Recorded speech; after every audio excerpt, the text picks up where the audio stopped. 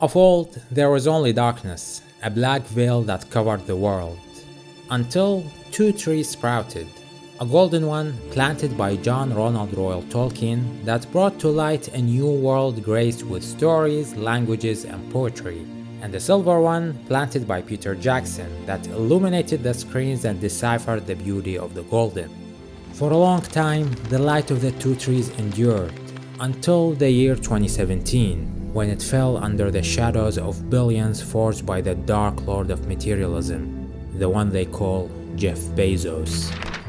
I have a strong attachment to the world of Middle-earth. J.R.R. Tolkien's books are among the best literature I've ever read, and Peter Jackson's The Lord of the Rings adaptations are my favorite film series of all time. So naturally, any new production associated with this IP is likely to lure me in despite a sneaking suspicion of it being just a hollow cash grab. In 2020, Amazon Prime announced a show based on The Lord of the Rings, a show that was hyped as one of the biggest productions in television history. Added to the hype was the alleged involvement of big names like Tom Shippey, one of the most renowned academic experts on the works of J.R.R. Tolkien, and at one point, even Peter Jackson was supposed to supervise the script. All of that shifted my skepticism and had me say, I think I'm quite ready for another adventure. And after sitting through the entire season, I was like, what's it doing? Stupid fat! It ruins it! Of course, there is a portion of the population who enjoy the show, and that's totally fine. I won't be targeting any audience groups, well, maybe except one of them, more on that later. I will simply lay out all the details and elements that made me despise the show and deem it an insult to Tolkien's work. In order to do that, I'll have to get into spoilers, so if you haven't watched Season 1 of The Rings of Power, maybe you should come back later.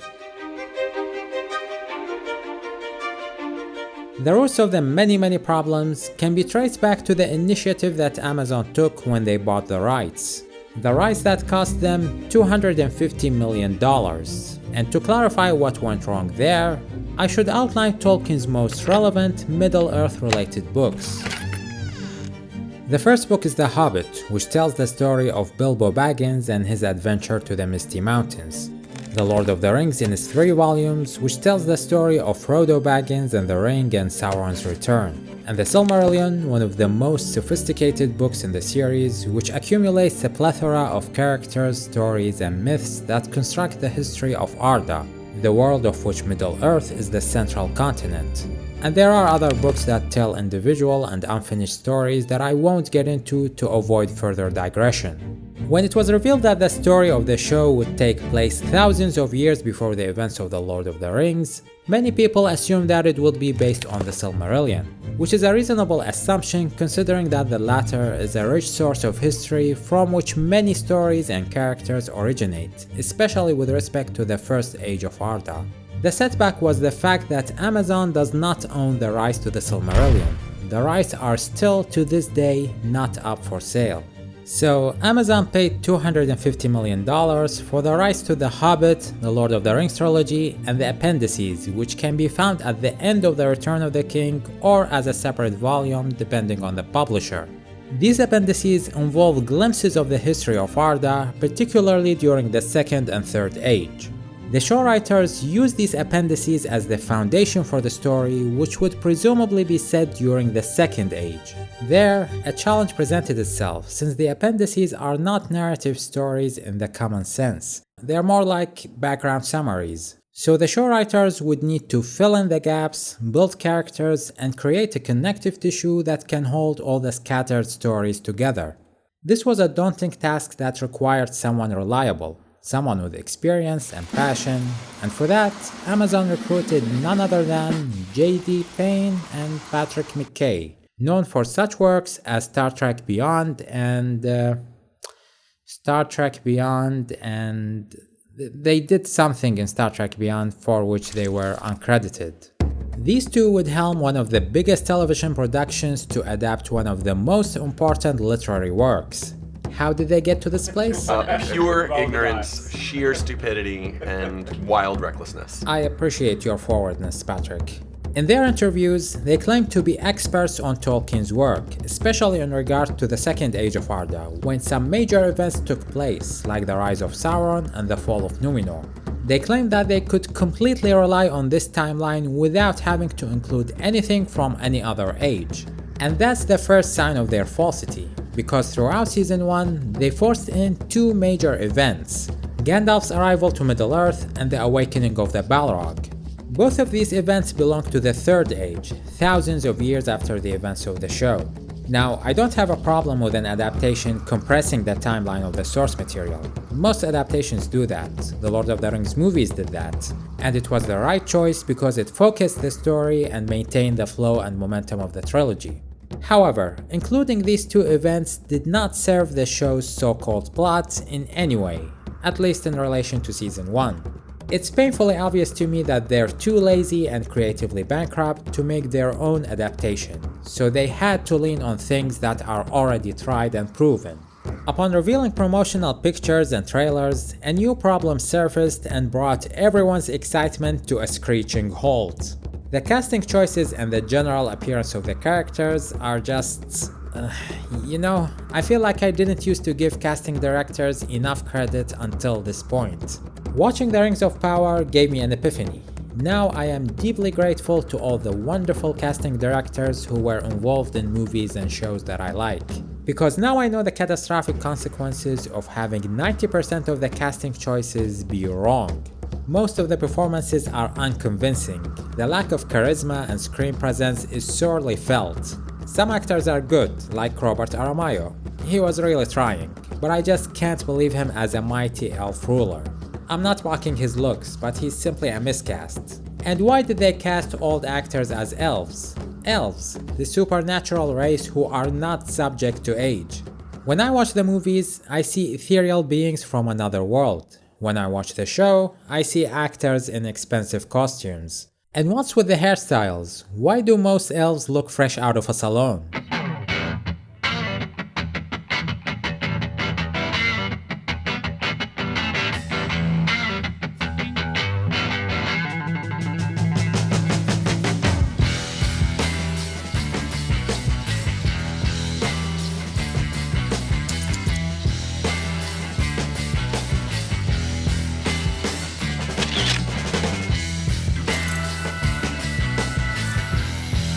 At the center of this issue is the leading actress. I knew Morfydd Clark beforehand from Saint Maud, in which she was pretty good. So when I learned that she was cast as Galadriel, I was keen to see how she would portray this character. What I eventually saw was shocking to me. She wasn't even remotely convincing as this Noldorian lady who gathered 2 ages worth of insight and wisdom. She was acting and speaking like an adolescent, constantly on the verge of a temper tantrum. Sure, a big part of this can be attributed to the writing, which I will get into later, but Morfydd's performance is as much of a culprit. In a lot of scenes, her facial expressions are either too stiff or too animated. Oftentimes, I'm not sure what emotion she's trying to communicate. When Elrond provokes her here, it seems like she's struggling to hide a grin. Amid Mount Doom's eruption, she looked mildly inconvenienced. And on this ride, when she was filled with joy, her face would have been great for Smile's marketing campaign. Now, what about the millions of dollars invested in this? Are they apparent on screen? I'm not gonna lie, for the first 2 episodes, I was gripped by the visuals. The exterior looked better than the majority of fantasy shows. But after that, I gradually grew less and less interested in what I was seeing. And when I wondered why was that the case, I figured that during those first 2 episodes, the only things that caught my attention were the backgrounds. The show is really good at making pretty looking backgrounds, but that got repetitive very fast, and I found myself desensitized to it by the 3rd episode. Because having pretty backgrounds does not equal creating a unique and memorable visual flair. Removing those AI-adjacent covers would reveal the banality of the shot composition and the camera work. And with all those huge sparkly backgrounds, the show still failed to capture the scale of Middle-earth. There's a reason why Tolkien wrote long paragraphs describing one single location, and there's a reason why Peter Jackson dedicated numerous shots to establish the environment and show the paths followed by the characters. It's because the books and the movies laid great emphasis on the scale and range of this world. In the show, characters move from one location to another in the blink of an eye. When Elrond proposes going to Khazad-dûm, we see them just walking there, as if they were dropping by a local store. Same when Galadriel decides to take wounded Halbrand to Eregion. They simply get there. We don't get a feel of the distances separating those locations. We don't sense the existence of a world beyond them. The same issue is heavily present in seasons 7 and 8 of Game of Thrones, when all the characters unlocked fast travel. Another element that did not help paint a believable world is the creature's design, namely the Chihuahua that was revealed in episode 3. I don't think I need to spend any time making this comparison. The only creature that looked good is the Balrog, probably because they copy-pasted the movie's design. And please nobody suggests that the design is based on the book description, because it's not. The books are quite vague in their description of the Balrog. We can picture a man shape engulfed in shadow and flames, and that's about it. The rest is left to the reader's imagination. The editing is pretty bad. Shot-to-shot and scene-to-scene transitions are often awkward and poorly thought out. During the Battle of the Southlands in episode 6, the show jumps from the action in the village at night to the march of the Númenórean army at dawn. Then it jumps back to the village at night and back to the Númenórean army at dawn. The slow motion is excessive and in many cases out of place. Take this scene for instance. The whole thing is in slow motion under dim lighting and tragic music, as if we were witnessing the death of Boromir, even though the three featured characters all managed to escape unscathed. The costumes are stunning for some characters, a bit excessive for others, and downright laughable for a large percentage of them, particularly the Númenórean army with their failed cosplay attempt. All this disparity between the enormous budget and the incompetent execution made the show look both expensive and cheap. The only element that I have no issue with is the score. Most of the soundtracks are well composed and memorable, and Bear McCreary is one of the few crew members who were up to the task. Now, onto the show's deepest flaw, the writing.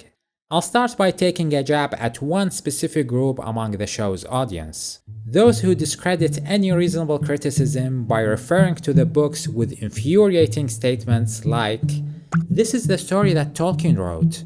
Oh, you just don't like it because you haven't read the book." I'm sorry, but you're inadvertently admitting your half knowledge of the source material.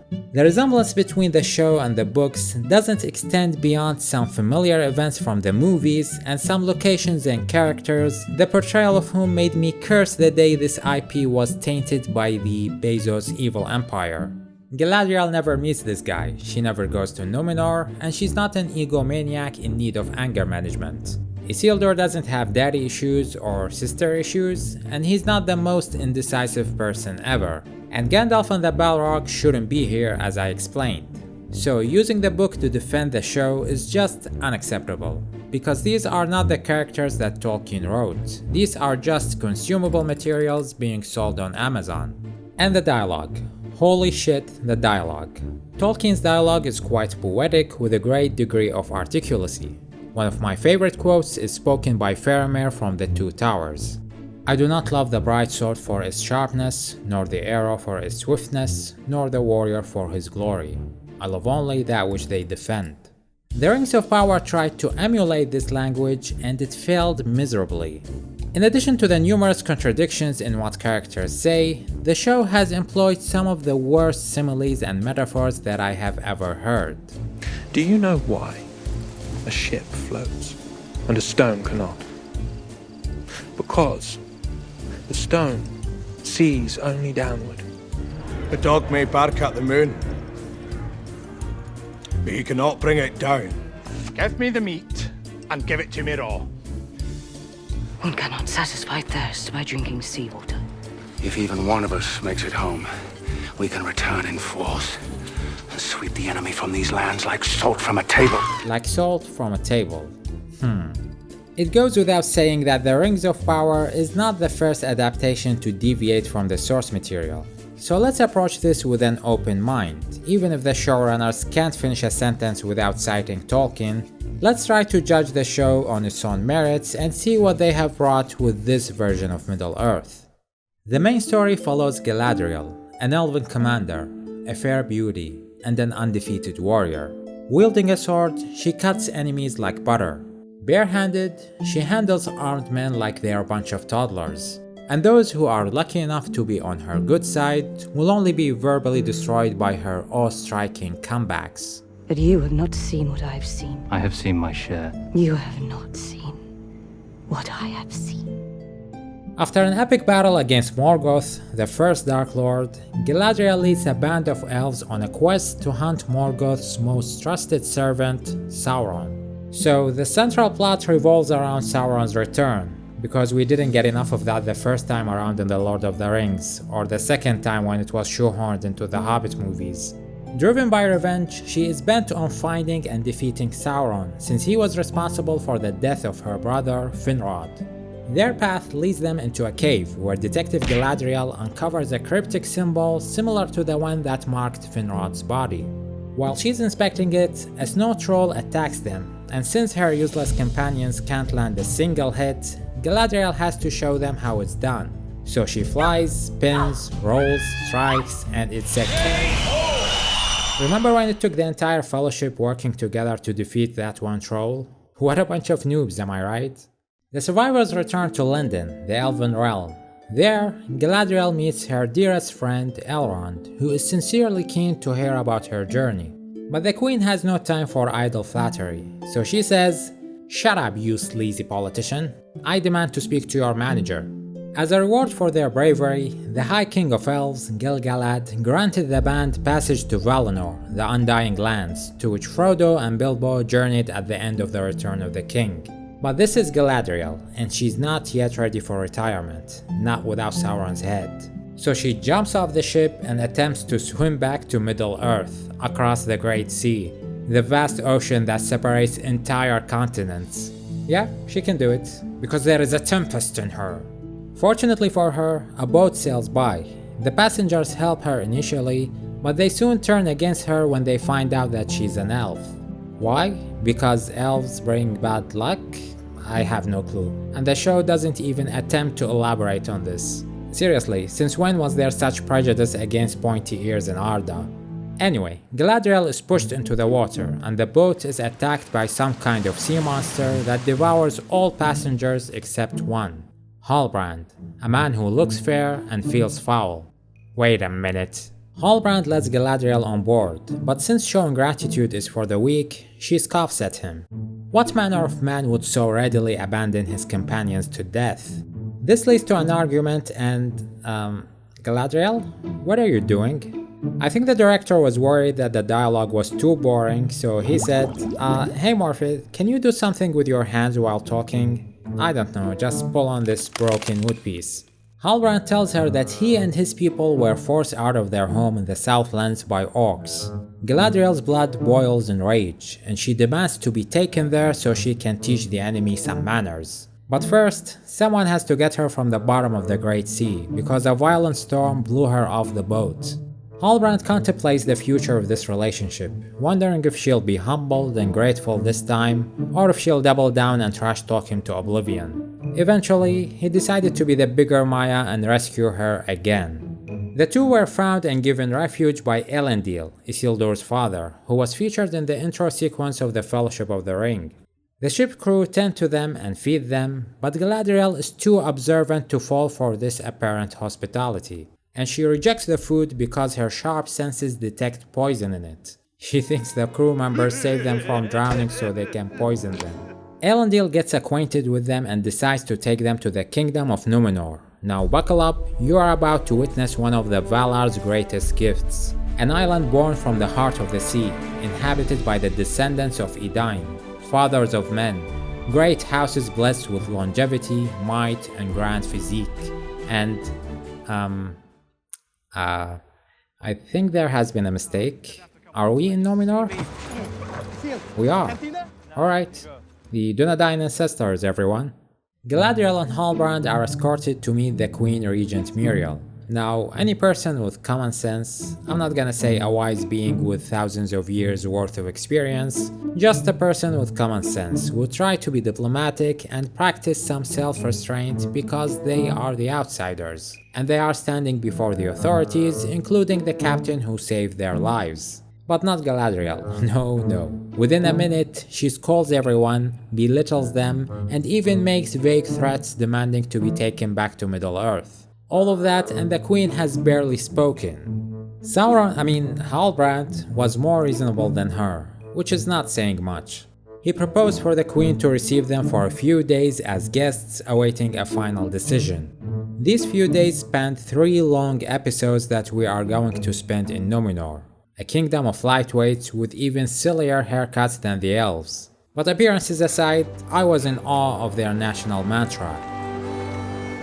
The sea is always right! The sea is always right! Oh my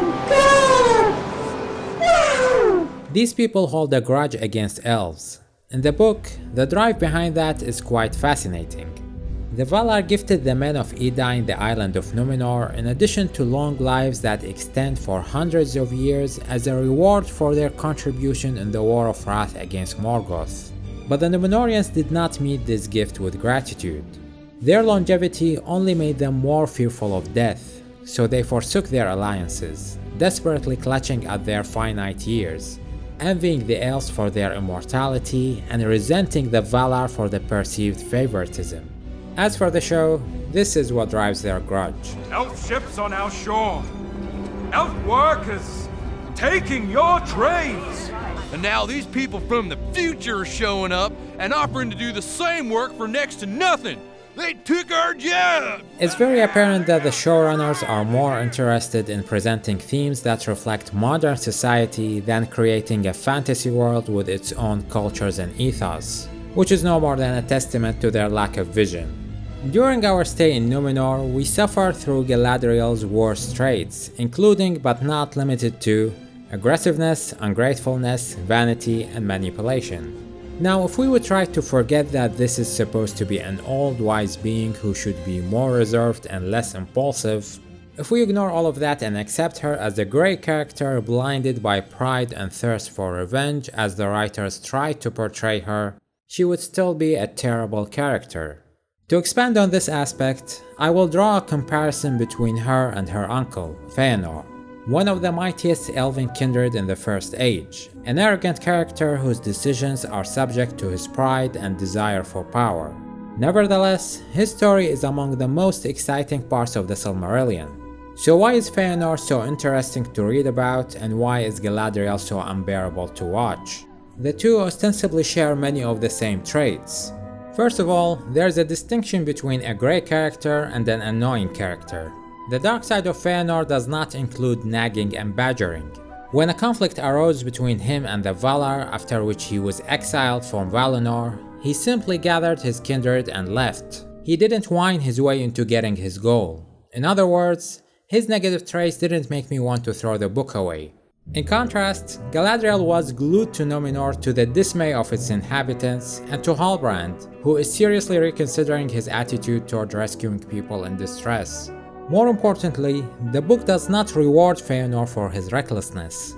His story has tragic undertones, and the events are described in mournful and reprehensive words. And what he gains from his selfish actions is usually short-lived and ultimately leads to literal or figurative loss. The show pretended to object to some of Galadriel's decisions, but owing to weak writing and over-reliance on cliches, the show inadvertently rewards Galadriel for her questionable actions and intolerable attitude. She decides to swim across the Great Sea, and the boat materializes in her path. She scolds Halbrand, and he takes her in his arms. She disrespects the queen and her husband, and they grant her free accommodation. She threatens to kill the captain who saved her life, and he takes her to the Hall of Laws where she deciphers that cryptic symbol from earlier. She berates the queen, assaults a group of guards, and breaks into the king's dwelling, and she gets 3 ships and a massive army of soldiers and flying horses. I'm presuming that these horses can fly. How else would they reach the Southlands? They can't possibly all fit inside these 3 ships. And even when the show tries to convince us that she is being punished for her recklessness, she still ultimately gains Numenor as an ally and gets a new magic ring that will preserve her immortality. Moreover, there is a mismatch between the writing and presentation. The show wants to tell us that this is a flawed, misguided character, and concurrently glorifies her with slow motion, triumphant music, and her being the object of admiration by all. No one can resist her allure or her wellspring of wisdom. Humility has saved entire kingdoms, the proud have all but led to ruin. Imagine being lectured about humility by this person. Anyway, Galadriel went through all of this in order to recruit an army that can save the villagers in the Southlands from the orcs' attack. How does she know the location of this specific village and who told her that they are currently under attack? Who cares? It's time for an epic battle where it will seem that all is lost before the cavalry show up at the last minute. This is a proven formula that works every time, right?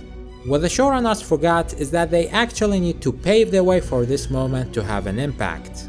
In The Lord of the Rings, moments like these didn't work just because a big army arrives and saves the day, but because the plot, the subplots, and different characters' arcs all flow into one stream that carries the scene into a cathartic and satisfying conclusion. One of the show's many problems is that it prioritizes these big moments over the setup, which makes almost every outcome feel unearned. I'm going to propose a simple solution to reach this scene more naturally. Rather than being stuck for 3 episodes in Numenor with characters that no one cares about, these 3 episodes could have been split in 2. One half would be dedicated to Numenor, and the other would be the journey from Numenor to the Southlands. This would have given the show a good opportunity to showcase the massive scale of Arda and the distances separating its different locations. And during this journey, they could have given the important characters something to do other than wander aimlessly in the alleys. For example, send a scout unit led by Isildur to report the location and time of the orcs' attack.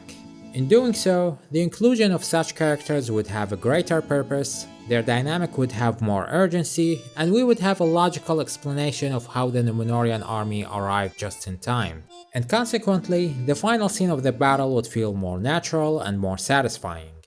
Alas, build-up and natural progression are not among the show's priorities. There are so many attempts to inflate a scene and force unearned emotions. For instance, after the battle is over, the villagers take just one look at Halbrand and they're like, "Hail the king! Hail the king!" I'm sorry, why is everyone presuming that this is the promised king? Is it because he's carrying a pouch that has the sigil of a royal line that was broken 1,000 years ago? The last man to bear your crest died over 1,000 years ago. It's baffling how many times this show contradicts itself. After defeating the orcs and capturing their leader, the victorious throw a party, and Galadriel keeps doing what she does best, giving lectures that she never follows. Whatever it was he did to you, be free of it. Amid the jolly and chatter, a calamity is unleashed. Party time is over, it's time for Plan B, which is to activate Mount Doom by turning on the ignition key. If anyone were to hear those words without watching the show, they would think that I'm joking. But matter of fact, the only joke here is that this is literally what happens. Mordor comes into existence by turning on the ignition key.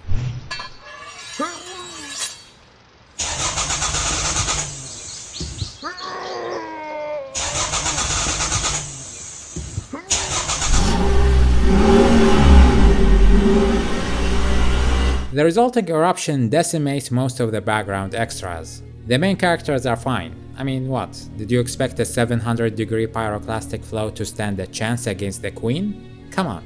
Although, to be fair, not all characters survived. Sadly, we lost this guy, whose name is... Isildur's friend? And Isildur went missing. His fate is now a mystery. We don't know if he's alive.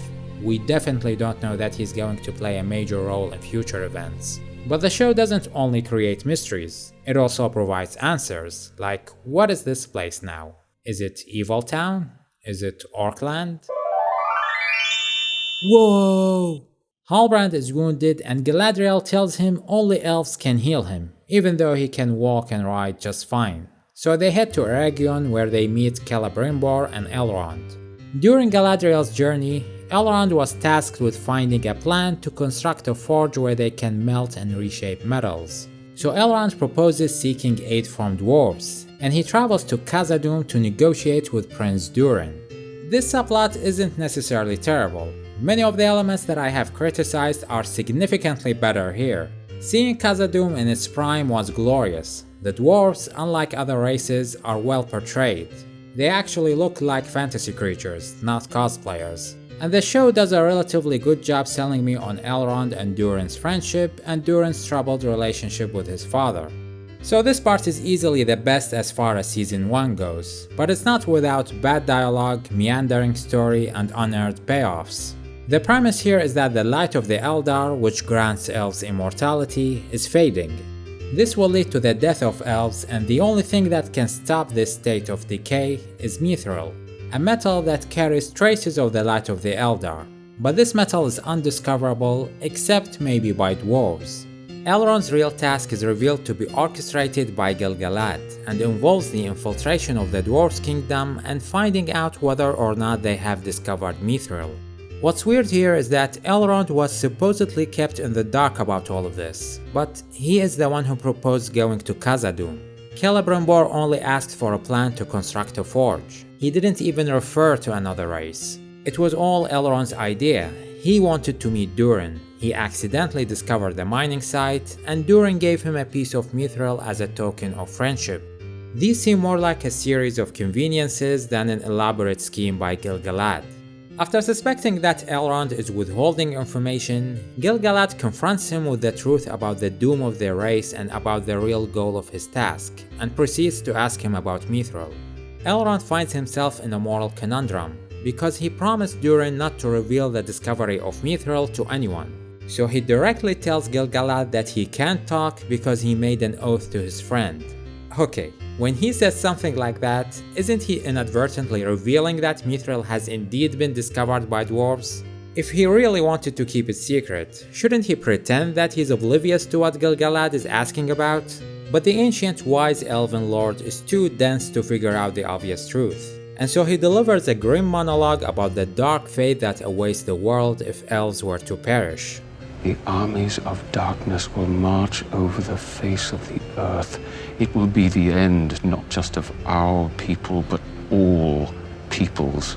If the hope of preventing that is not reason enough to make you reconsider your oath, I suggest you find another. You suggest he finds another what? Another reason? Another oath? What are you talking about, Gil-galad? That's not even a coherent sentence. After that, the show goes on and on about this dilemma. Elrond tries to talk Durin into providing elves with mithril. Durin tries to talk to his father into doing so. His father refuses, so Durin secretly carries on with the mining against his father's will. The latter catches them red-handed and eventually banishes Elrond, who ends up with nothing but the little mithril piece that Durin gave to him. So we're back to square one, and all the pushing and pulling was for nothing. This underlines the importance of a well-thought-out script. It gives value and urgency to the events. Without it, everything feels like a waste of time. Back to our lovely couple. After his condition improves, Halbrand pays Celebrimbor a visit and starts lecturing him about alloys. A lot of people have a problem with the idea of someone giving notes to a master craftsman. I personally think it's okay for Celebrimbor to hear someone else's advice, even if he's the best at what he does. But that advice has to be novel and unprecedented. The information that Halbrand provided is that the right alloy could amplify the qualities of the ore. Really, that's it. That's what Celebrimbor was missing. That's like saying, the right seasoning can make a good dish. Well, no shit. Galadriel commences a series of investigations through which she discovers that Halbrand is not the king of the Southlands. What? But he's carrying a pouch with a sigil on it. Finally, the show drops the bomb that blew no one's mind. Halbrand is Sauron.